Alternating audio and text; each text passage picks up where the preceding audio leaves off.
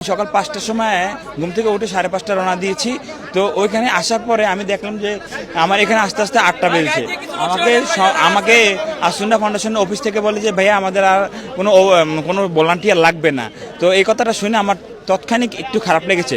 খারাপ লাগার পরে আমি বললাম যে ভাই আমি অনেক দূর থেকে এসেছি, আমার 3 ঘন্টা লেগেছে, তো আমি যে কোনো মূল্যেই হোক আমি কাজ করতে চাই। তো আমি আমার নিজের উদ্যোগে আসলাম।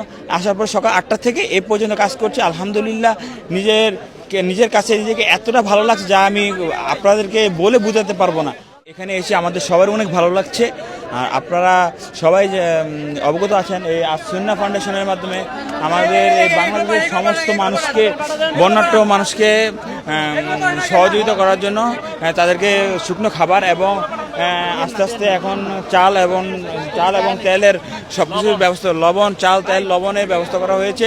আমাদের চাল, তেল, আমাদের শুকনো খাবার যেগুলো ছিল ওগুলোকে গাড়িতে উঠানো হয়েছে। এখন আমাদের বাকি যেগুলো আছে চাল, তেল, লবণ এগুলোকে গাড়িতে উঠানো হচ্ছে।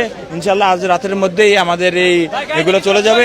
আর আমরা সকলেই বাংলাদেশের অধিকাংশ মানুষই এই ফাউন্ডেশনের মাধ্যমে ডোনেট করছে। ইনশাল্লাহ আরও করতে থাকবে। এটাকে আমি বলে শেষ করতে পারবো না, যেটা সত্যি কথা। আমি থাকি ঢাকা সাভারে, আমার বাড়ি হচ্ছে চাঁদপুরে।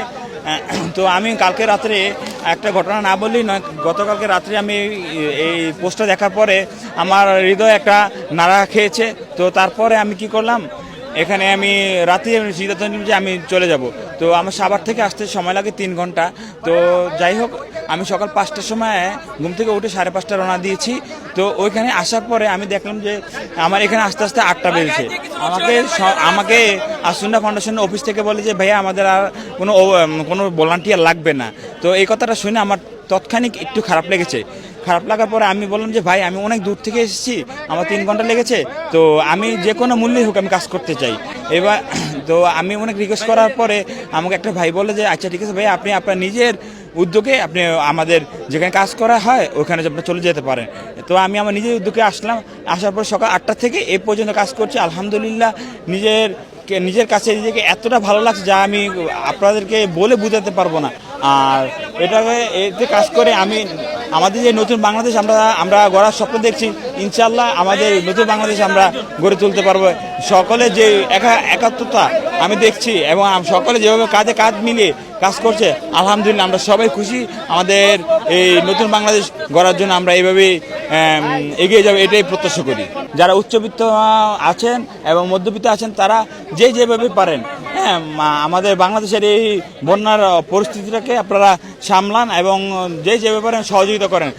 কারো টাকা থাকলে টাকা দিতে পারেন, কারো টাকা পয়সা না থাকলে কেউ শ্রম দিয়ে এখানে সহযোগিতা করেন, কারো টাকা কেউ ওখানে গিয়ে মানুষকে উদ্ধারের কাজে সহযোগিতা করতে পারেন। আমার একটাই কথা থাকবে, আপনারা যে কোনো মূল্যেই হোক আপনারা এই দুর্যোগের সময় এই দেশের এই ক্লান্তি লগ্নে আপনারা একত্রিত হন, সবাই এগিয়ে আসুন। আর যারা আমাদের উচ্চ মধ্যবিত্ত আছেন, যাদের টাকা পয়সা আছে আলহামদুলিল্লাহ, আপনারা কিছু না কিছু হোক আপনারা একটু ডোনেট করেন, যে কোনোভাবেই হোক ডোনেট করেন, যে কোনো ফাউন্ডেশনের মাধ্যমে। তবে আমি বিশ্বাস করি আসুন্না ফাউন্ডেশন একটি বিশ্বাসযোগ্য প্রতিষ্ঠান। তো আপনারা এখানে ডোনেট করতে পারেন, বাকিটা আপনাদের নিজস্ব ইচ্ছা। আমি এই কথাই বলতে চাই। আসসালামু আলাইকুম রহমতুল্লাহ।